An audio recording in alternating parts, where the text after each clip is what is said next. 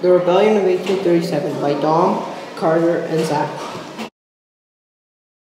The Francophones were upset with the Constitutional Act because it was a new form of government and gave too much power to the governor and the two councils. The system replaced all other forms of government in British North America.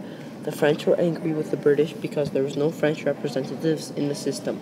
The British also taxed the French so they could become rich. The system was not a responsible government. The Francophones lived in Lower Canada. It was the colony east of the river. Lower Canada was downstream and Upper Canada was upstream. The Anglophones lived in Upper Canada. It was the land west of the Ottawa River. Louis Joseph Papineau led a group of radicals called the Patriots. In 1834, they presented the 92 resolutions to the Assembly. In 1837, the British government rejected all of their demands. Papineau reacted by traveling throughout the colony, urging the Canadians to take up arms. Fighting broke out in November 1837 at St. Denis. The Patriots were victorious. After that, the British forces destroyed the rebels, so Papineau fled to the U.S. William Lyon Mackenzie was leader of the Upper Canada Reformers.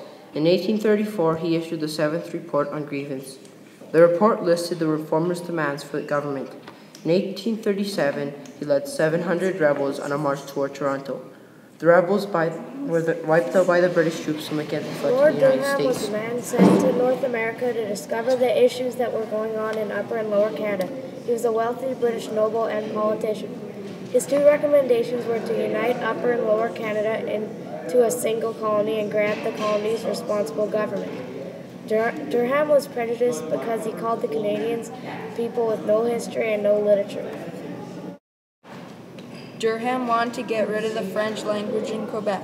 He would do this by uniting the two colonies. A British society would gradually absorb the Canadians, and the English became the only official language of government.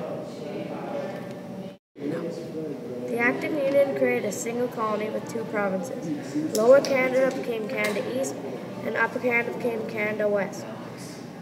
It did not benefit both parties. It only benefited the Anglophones because the two colonies would unite and then the British would absorb the Canadian society. There is no French language in government.